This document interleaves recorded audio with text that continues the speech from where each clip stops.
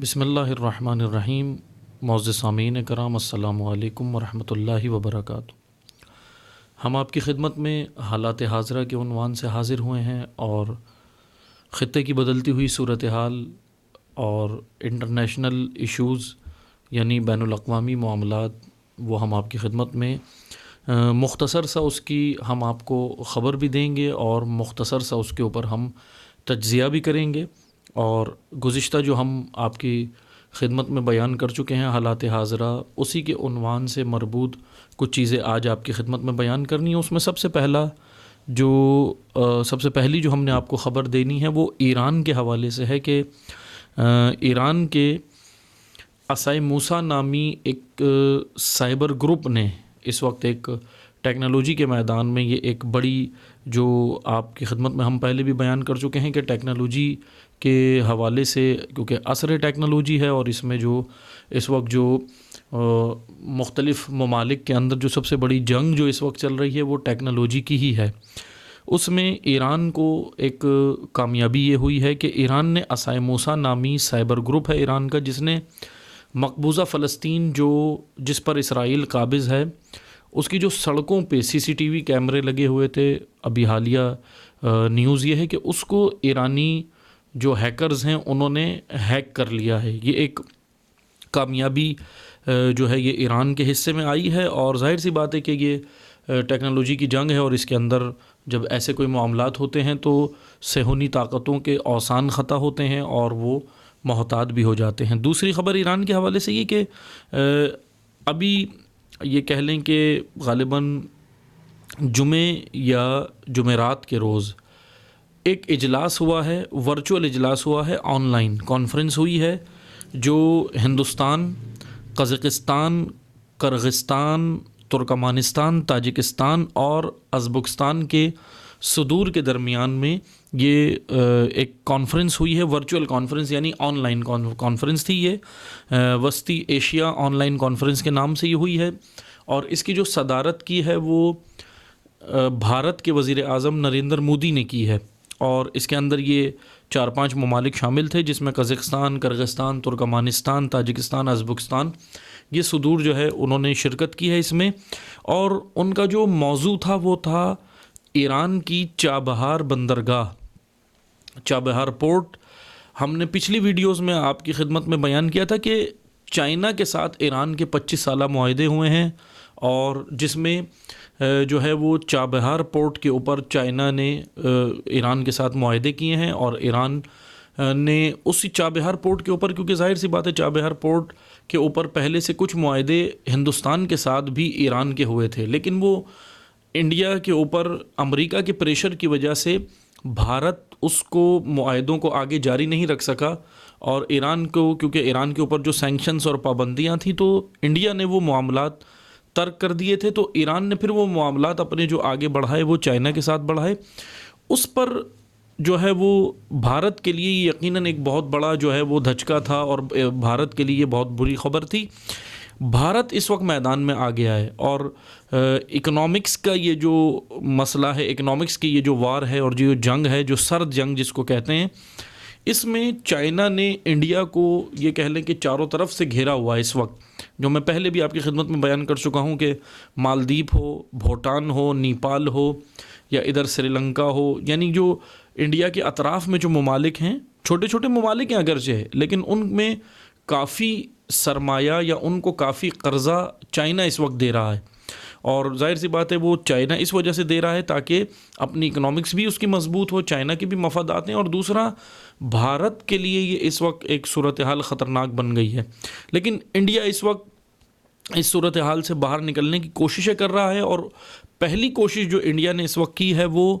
چھوٹے موٹے ممالک جو اس کے اطراف میں تھے ان کے اوپر اس نے، اگرچہ انڈیا کا ادھر بھی دھیان ہے بھارت کا، لیکن اس نے ایک اہم کام جو کیا ہے اس وقت انڈیا نے، یہ ورچوئل اجلاس، یہ کانفرنس جو کی ہے وسطی ایشیائی ممالک کی چابہار پورٹ کے معاملے پہ۔ تو یہ ایک کہہ سکتے ہیں ابھی ہم حالیہ دنوں میں کہ شاید ہو سکتا ہے، عین ممکن ہے کہ انڈیا کو یہاں پر کامیابی جو ہے وہ مل جائے، کیونکہ اکنامکس کی جنگ کے اندر انڈیا بھی آگے آنا چاہ رہا ہے، اور انڈیا کے پیچھے جو طاقت کار فرما ہے وہ امریکہ ہے، کیونکہ خطے کی جب بلاکس کی بات کی جاتی ہے، رشیا اور امریکہ کے بلاکس کی، جو دو بڑے بلاک بنے ہوئے اس وقت، ان کی جو بات کی جاتی ہے تو اس میں پھر یقیناً جو ہے وہ انڈیا جو ہے وہ امریکہ والے بلاک میں شمار کیا جاتا ہے. تو یقیناً یہ انڈیا جو ہے وہ ظاہر سی بات ہے کہ اکیلا نہیں ہوگا، اس کے پیچھے امریکہ ہے اور دیگر طاقتیں ہیں. تو ایک یہ اکنامکس کے حوالے سے یہ خبر تھی جو آپ کو دینی تھی، جو یہاں پہ ایک معاملات ہوئے ہیں چابہار پورٹ کے اوپر. یہ چابہار پورٹ کے معاملے پہ یہ مثلاً جو ہے وہ اس وقت ایک ورچوئل اجلاس ہوا ہے، جو چائنا کے لیے ایک جو ہے یہ بری خبر کہہ سکتے ہیں اس کو ہم، کہ چائنا، اب ظاہر سی بات ہے چائنا بھی اکنامکس کے حساب سے ایک مضبوط بڑی طاقت ہے دنیا کی، اور وہ بھی پھر اس کے اوپر جواب دے گا اور میدان میں آئے گا. دوسرا آپ کی خدمت میں جو ہم نے بیان کرنا ہے وہ یمن کی صورتحال ہے کہ مغرب میں حوثیوں نے بڑے حملے کیے ہیں اس وقت، اور سعودی اتحاد کے کئی افراد کو ہلاک کیا ہے، متعدد، جس میں خبر آئی ہے کہ متعدد لوگ ہلاک ہوئے ہیں سعودی اتحاد کے. یہ یمنیوں کو ایک بڑی کامیابی ملی ہے، حوثیوں کو. یمنی عوام، یمن کے حوالے سے ہی میں خبر دیتا چلوں کہ یمنی عوام نے اقوام متحدہ کے دفتر کے سامنے، اپنے ملک میں UN کے دفتر کے سامنے ایک احتجاج کیا ہے، جو ظاہراً گزشتہ روز یعنی جمعے کے روز ہوا ہے، 28 تاریخ کو، 28 جنوری کو گزشتہ روز یہ اجلاس ہوا، احتجاج ہوا ہے. اور اس میں جو ہے وہ یمنی عوام نے جو ہے وہ کیا یہ ہے کہ یمنی عوام نے اپنی فوج کو ایک مطالبہ یہ کیا ہے کہ اپنی فوج کو یمنی عوام نے ہدایت دی ہے. کیا ہدایت دی ہے؟ کہ آپ سعودی اتحاد اگر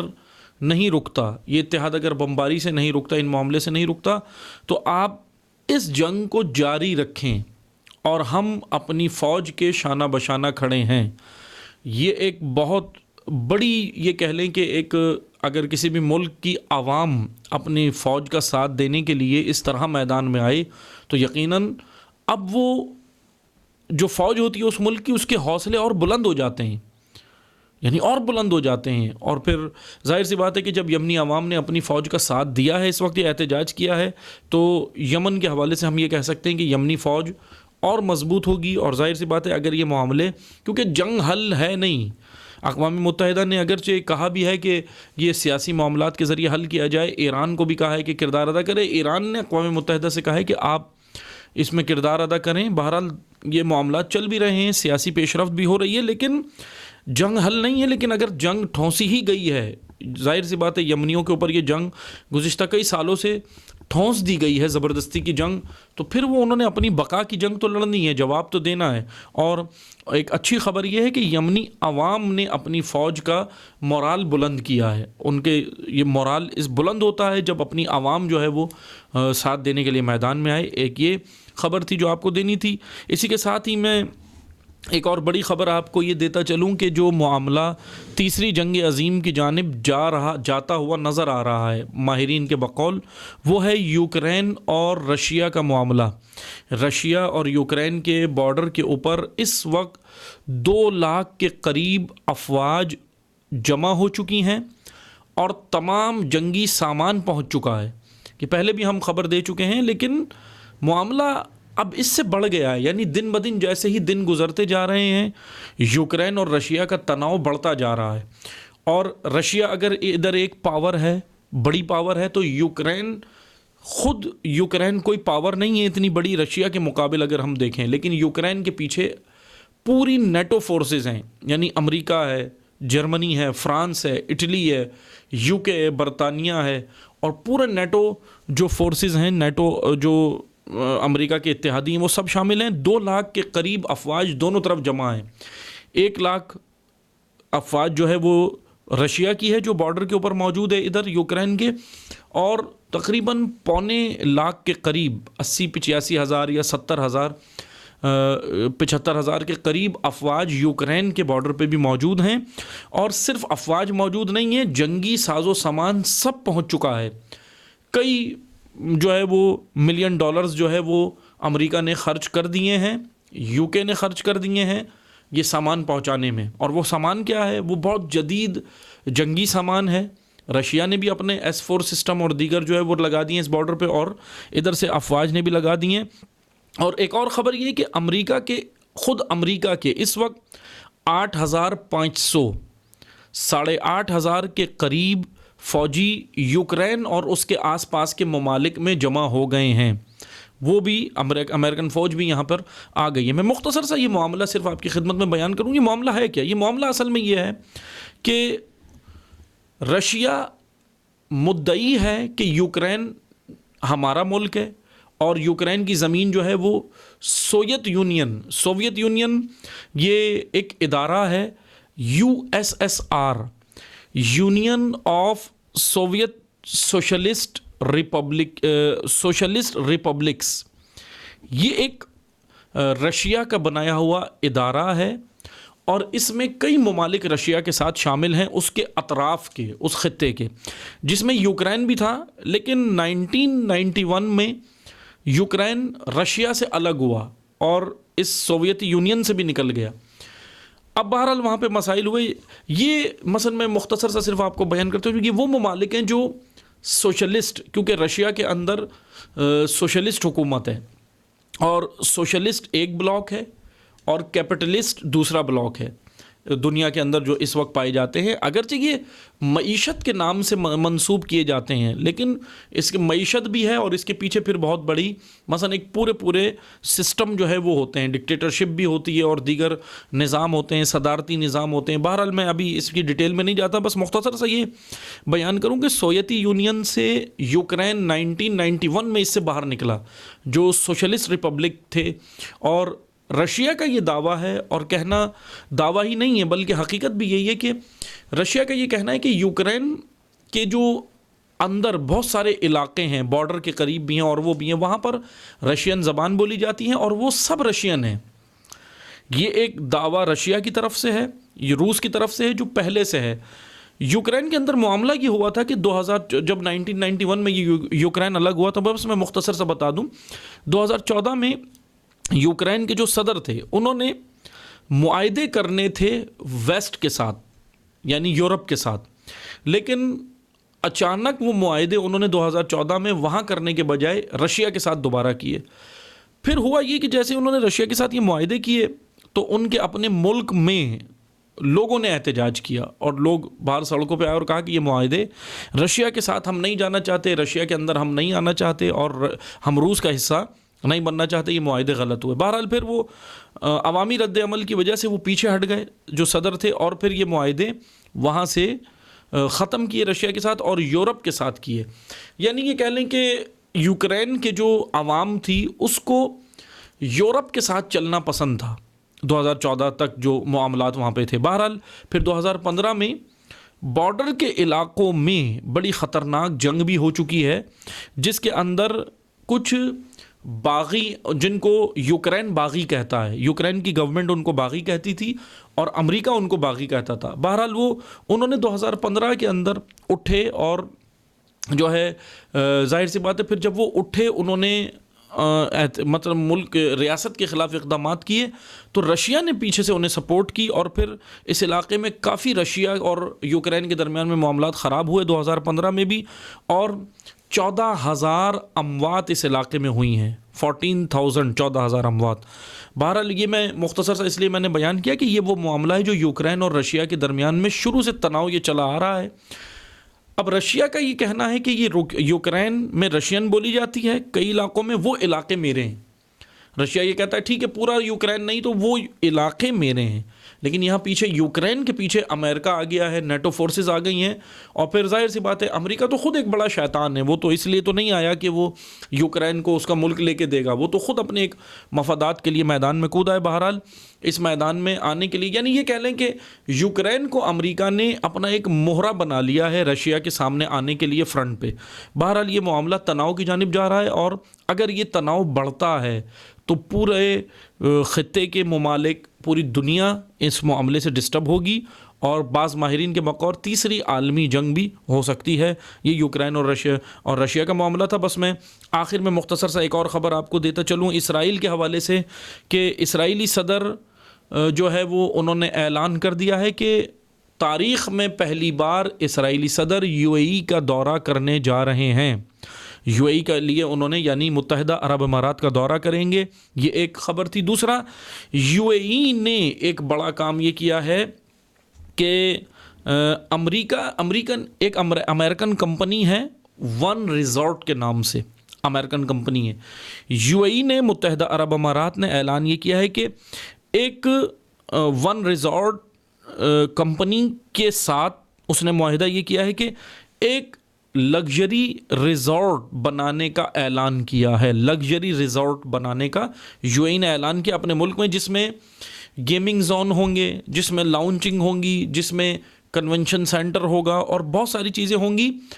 گیمنگ زون پہ میں یہاں پر بس میں وہ نقطہ عرض کر سکوں. گیمنگ زون جو یو اے ای نے کہا ہے نا کہ متحدہ عرب امارات نے کہ گیمنگ زون ہوگا، گیمنگ زون سے مراد وہاں گیم نہیں ہوں گے، وہاں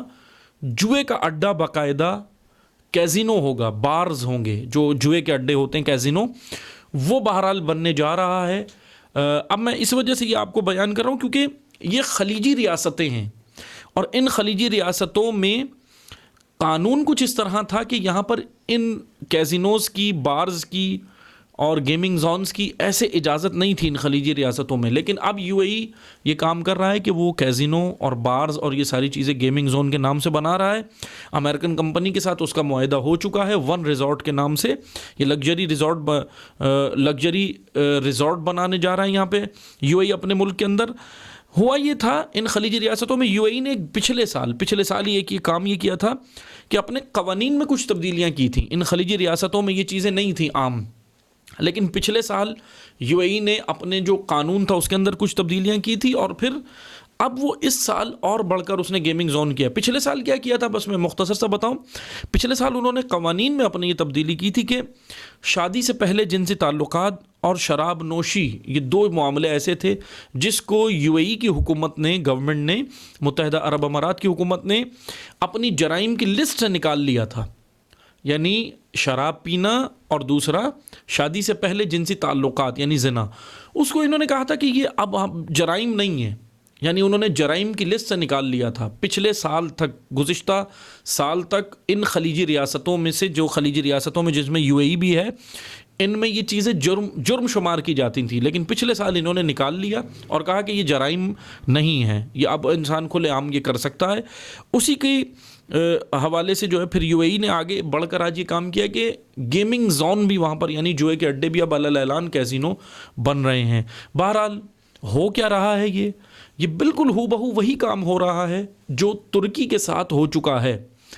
ترکی کو یورپ نے ایک اعلان کیا، یورپ نے ایک نعرہ لگایا، ان سامراجی طاقتوں نے، عالمی طاقتوں نے، کیپٹلسٹ نے، سوشلسٹ نے، دیگر جتنی بھی طاقتیں ہیں جو مختلف قسم کے اپنے جو ہے وہ افکار رکھتی ہیں، نظریات رکھتی ہیں، انہوں نے ترکی کو یہ کہہ کہ بھئی آپ اسلام کے ساتھ تو ترقی نہیں کر سکتے، آپ نے اگر ترقی کرنی ہے تو آپ نے یہ سارے کام کرنے ہوں گے جو ہم بتا رہے ہیں. بہرحال پھر ترکی کے اندر ایک کام یہ ہوا، گزشتہ دہائیوں میں یہ کام یہ ہوا ترکی میں. اب ترکی کے اندر کوئی بھی جرم نہیں ہوتا، ترکی کے اندر نہیں ہوتا جرم، یعنی وہ جرم جو اسلامک پوائنٹ آف ویو سے، اسلام کے نقطہ نگاہ سے، قرآن کے نقطہ نگاہ سے، اللہ اور اس کے رسول صلی اللہ علیہ وآلہ وسلم کے نقطہ نگاہ سے جو جرائم ہیں ترکی میں اب وہ نہیں ہوتے. کیوں نہیں ہوتے؟ کیونکہ ترکی نے وہ سارے جرائم قانونی طور پہ قانون میں شامل کر لی ہیں. ترکی کی حکومت نے وہ گزشتہ دہائیوں میں انہوں نے کر لیے تھے، اس لیے اب وہ یہ کہتے ہیں کہ یہ جرائم ہی نہیں ہیں. مثلا شراب نوشی، زناکاری، جوا، کیزینوز، بارز، یہ جتنے بھی وہ کہتے ہیں یہ جرائم ہی نہیں ہیں. نماز بھی وقت پہ پڑھتے ہیں، نماز کے پابند ہیں، سب کچھ ہے، جمعہ بھی پڑھتے ہیں، ہر چیز پڑھتے ہیں، سارے کام کرتے ہیں، نماز، روزہ، صوم و صلات سب کچھ. لیکن کہتے ہیں باقی یہ سارے کام بھی ساتھ چلنے چاہیے، یہ سب کے سب جو ہے وہ مثلاً یہ جرائم نہیں ہیں. ترکی کے ساتھ یہ کام ہو چکا تھا، اب یو اے ای کے ساتھ یہ کام ہو رہا ہے، اور یو اے ای خود یہ کام کر رہا ہے کہ سارے جرائم کو اپنی لسٹ میں ڈال رہا ہے اور کہہ رہا ہے یہ جرائم ہی نہیں ہے. باقاعدہ قانون پاس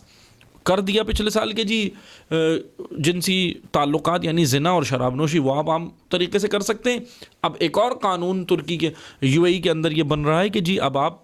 جوا، بار اور یہ ساری چیزیں جو ہے وہ کھلے عام کر سکتے ہیں، کوئی حرج نہیں ہے. پہلے آل سعود نے سرزمین مقدس کے اوپر یہ کام کیا، مکہ کے اوپر یہ کام کیا، مدینہ جیسی زمین کے اوپر، حجاز کی زمین پر یہ کام کیا. اب یو اے ای یہ کام کر رہا ہے. امت اسلامیہ ہوش کے ناخن لے، دیکھے کہ ہم کس کو خادمین حرمین شریفین کہہ رہے ہیں، کن لوگوں کے پیچھے امت جا رہی ہے؟ دیکھے یہ کون لوگ ہیں؟ یہ ہو بہو وہی لوگ ہیں جو تاریخ میں پیغمبر اکرم صلی اللہ علیہ وآلہ وسلم کے عصر سے لے کر آج تک 1443 ہجری گزر ہو گئی ہے، 1400 سال میں یہی وہ لوگ ہیں، یہی وہ کردار ہیں، یہی وہ افکار ہیں، یہی وہ نظریات ہیں، یہی وہ شخصیات ہیں کہ جو اسلام کو، اسلام کا لبادہ اوڑھ کے نقصان پہنچاتی چلی آئی ہیں اور جو آج تک پہنچا رہی ہیں۔ ان لوگوں نے لیبل اسلام کا لگایا ہے، لباس اسلام کا اوڑھا ہے، لیکن اندر شیطانی طاقتیں ان کے بسیرا کر چکی ہیں، اور وہ شیطان ان کے اندر بیٹھ چکا ہے، عالمی شیطان جس کا نام امریکہ ہے۔ امریکہ ان سے سب کچھ کرا رہا ہے، امریکہ ان کو اریاں بھی کر رہا ہے، امریکہ ان کو سب کچھ کر رہا ہے، اور سب کچھ ان کے ہاتھ سے لے لیا۔ یمن کے اوپر یہ روز بمباری کر رہے ہیں۔ یو اے ای نے ایک اور اعلان کیا ہے، اپنے ملک میں یو اے ای نے یہ اعلان کیا ہے کہ یمنی حملوں کی ویڈیو کوئی نہ بنائے، پابندی لگا دی ہے۔ ابھی بلکہ 6 افراد کو تو سزا بھی دے دی ہے کہ یمنی جو حملے کر رہے ہیں نا ملک کے اوپر، ان کے یو اے ای پر یا سعودی عربیہ میں، تو یو اے ای نے یہ اعلان کیا ہے کہ کوئی بھی اس حملے کی ویڈیو نہ بنائے، ورنہ اس کو قانونی کارروائی کی جائے گی، سزا دی جائے گی۔ 6 افراد کو دے دیے۔ بہرحال یہ وہی یو اے ای، یہ وہی متحدہ عرب امارات، یہ وہی آل سعود، یہ وہی سعودی اتحاد، یہ وہی 40 ملک جو اسلام کے نام پر بنے ہیں، اپنے ساتھ انہوں نے لیبل اسلام کا لگایا ہے، چہرہ اسلام کا انہوں نے اپنے سامنے رکھا ہوا ہے، لیکن اصل میں اگر میں بلا مغالطہ کہوں یہ وہی منافقین ہیں جو پیغمبر اکرم کے دور سے لے کر آج تک چلے آ رہے ہیں۔ امت اسلامیہ پہچانے ان منافقین کو، پہچانے ان کے چہروں کو، پہچانے کہ سب سے زیادہ امریکہ، اسرائیل اور ان سب سے زیادہ جو نقصان اسلام کو آج تک دیا ہے وہ ان منافقین نے دیا ہے، کیونکہ ان منافقین کے ہاتھوں ہی امت رسوا ہو رہی ہے، ان منافقین کے ہاتھوں ہی امت اسلامیہ ذلیل و رسوا ہو رہی ہے دنیا میں، اور ان کا کوئی پرسان حال نہیں ہے۔ بہرحال یہ مختصر سا آپ کی خدمت میں ہم نے تجزیہ کرنا تھا، باقی ہم دوبارہ حاضر ہوں گے آپ کی خدمت میں حالات حاضرہ کے عنوان سے۔ والسلام علیکم ورحمۃ اللہ وبرکاتہ۔